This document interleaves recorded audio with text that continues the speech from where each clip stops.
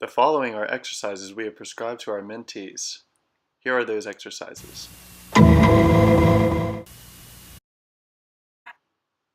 This is a Russian twist exercise, which is a core strengthening exercise. According to Kumar and colleagues, the benefits of core strengthening exercises include improved core strength and stability, improved posture, and a reduction of lower back pain.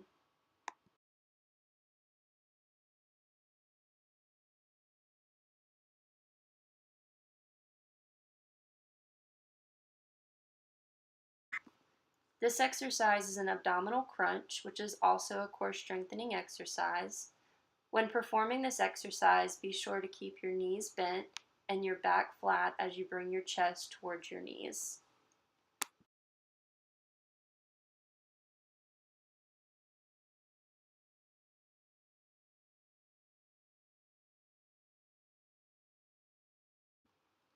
This next exercise is a wall sit.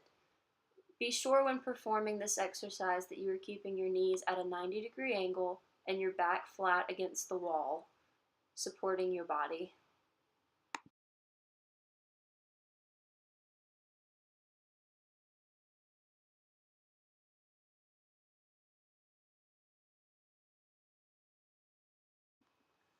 This next exercise is an elbow plank, which is also a core strengthening exercise. It is important when performing this exercise that you keep your elbows below your shoulders, you keep a neutral spine and activate your abdominal muscles, and you also want to keep your legs out straight behind you.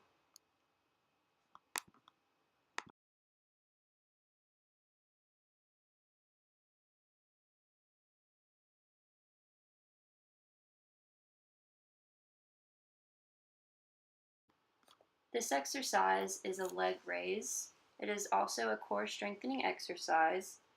Be sure when performing this exercise to keep your lower back in contact with the floor, as well as keeping your legs straight. According to Tamsey and colleagues, a group of Special Olympic athletes were evaluated. They were provided with one set of 8 to 12 reps over 10 to 12 sessions. They were provided with 6 different exercises.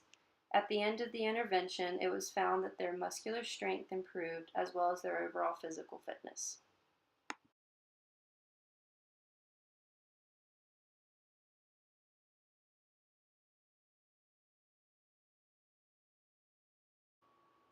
It is essential to warm up before exercising to prevent injury and to shift more blood flow from the organs to working muscles.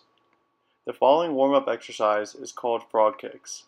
It is a lower body exercise that helps increase muscle heat in the core and lower extremities, as well as increase joint laxity in the hips, knees, and ankles.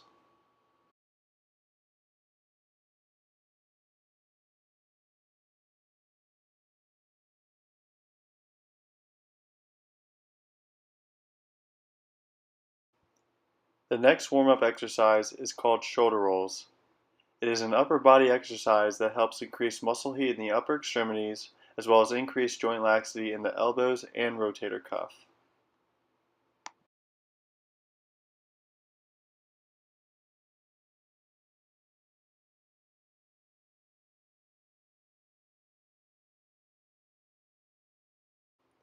The following exercise is a flutter kick.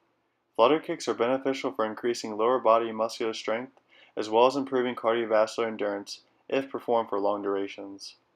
According to Kelly and Dara, water aerobics have been found to be beneficial to individuals with cerebral palsy, as the buoyancy of the water reduces the impact and loading of the joints.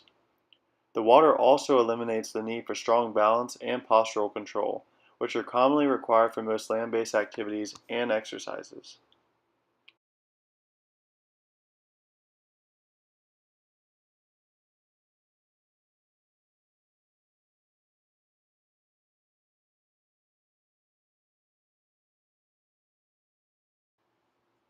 The following exercise is known as a range of motion exercise. The objective of this exercise is to take a joint through its full range of motion, as well as to stretch the agonist and antagonist muscles of that joint, in this case the shoulder. Individuals with spastic or spasticity type of cerebral palsy are hypertonic, meaning they have stiffer joints and tighter muscles than most individuals. This stems from what is referred to as neuromuscular mobility impairment. Because individuals with cerebral palsy are in these compromised positions most of the time, it is beneficial to move the joints through their full range of motion, increasing joint mobility, as well as preventing or reducing the symptoms of arthritis, which entails inflammation at the joints.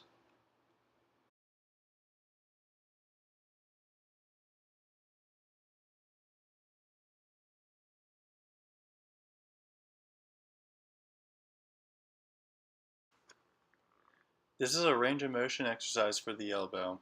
As you can see, I am gradually straightening the mentee's arm in an attempt to reduce the stiffness of the joint and to loosen up the surrounding muscles as well. According to Matsuzaki and colleagues, prolonged immobilization reduces passive range of motion of joints, resulting in muscle atrophy, articular cartilage loss, and depletions in joints, muscles, and connective tissue. This can cause difficulty with everyday activities such as walking, lifting objects, or simply putting on clothes. In their research, they tested the effects of range of motion exercises on joints. They recruited 26 subjects and divided them into 3 groups: a mobilization group, exercise group, and a control group.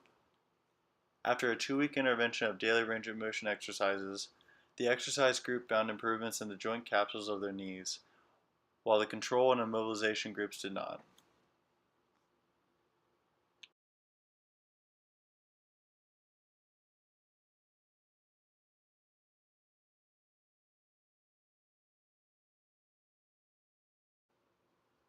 Here is another example of a range of motion exercise, but performed in the lower extremities at the knee joint.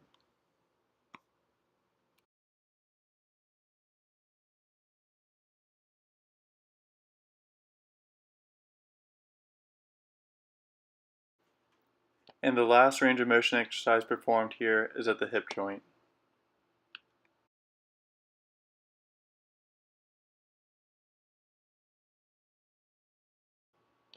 This exercise is a classic high five.